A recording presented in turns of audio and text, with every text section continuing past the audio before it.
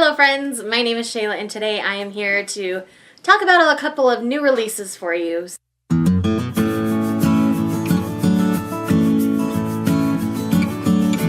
This month I read two new releases, one being Fox by Nadine Brands and the other being Spinning Silver by Naomi Novik.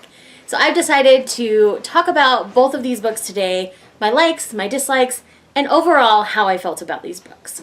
Let's start with Spinning Silver by Naomi Novik. In this book, we primarily follow three perspectives. We follow Miriam, we follow Irina, and we follow Wanda. These three ladies are all amazing. Miriam is our Rumpelstiltskin-like character, where Miriam is the granddaughter and daughter of moneylenders. Her grandfather is very successful at it. Her father is too kind-hearted and isn't willing to harden his heart to go to collect. Through this, Miriam ends up stepping up and becoming the new moneylender in town and doing very well for herself. In this, a fae creature named Astarik takes notice of her and things take off for her story from there. The second perspective we mainly follow is Wanda. Wanda is a young lady whose father is a drunk and all sorts of awful things, and he isn't current on all of his debts and has nothing to pay Miriam with, so Miriam accepts Wanda as payment. She comes and works in her household every day and continues to start to help her with her money lending business. And the third main perspective is Irina. Irina is a daughter of a count, I believe, who is kind of that plain Jane, not so fancy. Through circumstances, she ends up with some of the Starik silver, made into jewelry. And the fae magic upon it makes her more beautiful. And the czar in the area takes notice, and things in her storyline start to take off from there. All of these three storylines do converge at a certain point, and this book is whimsical and phenomenal. This is written in the same world as Uprooted, her other fairy tale, whimsical story, Naomi Novik's, that is. And I loved everything about this book. I loved the characters, I loved the world, I loved the story we initially created with this book. It was everything I wanted it to be and more. Everybody was saying this is a Rumpelstiltskin retelling, but it is so much more than that. I would say this is much more along the lines of like Baron the Nightingale, where it's just a look at a lot of Russian culture and Russian folklore, as opposed to a true Rumpelstiltskin retelling. There are Rumpelstiltskin elements in this through our Miriam character, but there is so much more to this, and I loved it. Anything Naomi Novik wants to write in this world, I will buy. This was a 5-star read. It is one of the best books I've read this year. It is already on my top 10 for the year. Like, I have no regrets in telling you that. So, yes, Spinning Silver is an absolute must. Definitely go and pick this up. The next book we're going to talk about today is Fox by Nadine Brands. Now, Nadine Brands is a newer author. I believe this is her debut. Not 100% sure. Not her debut, she has another series, but this is a YA fantasy essentially following Guy Fawkes from Guy Fawkes Day, son, where he has a plague upon him where he's turning to stone slowly. Anyways, the only way he is finding to solve this problem is to go along with his dad's idea to assassinate the king. And I didn't finish this book.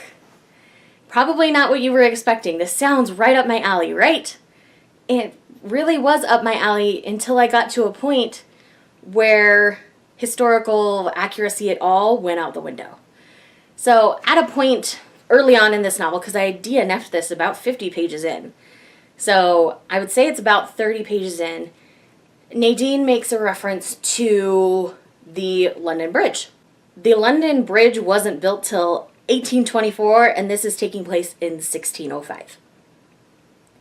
And at that point, that was a simple Google search for me, by the way, because I'm like, wait, I don't think they had the technology for the London Bridge. And the way she was describing it, it was the current London Bridge, not some old facsimile that they just called the London Bridge. This was the current modern-looking London Bridge. So I Googled it. I'm like, when was the London Bridge built? 1824. And at that point, I could not get back into this novel. I was so distraught over the fact that the author, you know, no fault to her, the writing was decent outside of this, but it's just lazy writing to not do your research and to throw in modern elements to a historical fiction style fantasy story.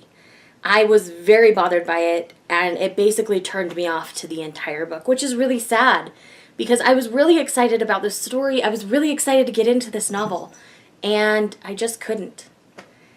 I've had a rough go with retellings or things lately. After reading Spinning Silver, I was so excited to dig into this, and 50 pages in, I was done. I could not handle how lazy the story was handled and the location was handled. I was really bothered by it, which is really sad because I was intrigued by the magic system and I was intrigued by the general concept of the story because I don't know a lot about the Guy Fawkes, you know, history other than, you know, he tried to assassinate the King of England. Like, I knew that.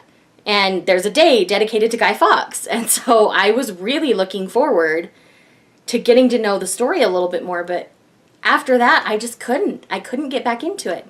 I was like, okay, well, how much more of this is total bunk? I've never been to England, so I don't know. And I was just annoyed at that point. So sadly, I did not finish this book. And it breaks my heart that I did not finish this book. Because I wanted to, but I can't. And I had to tell you guys that I can't and why.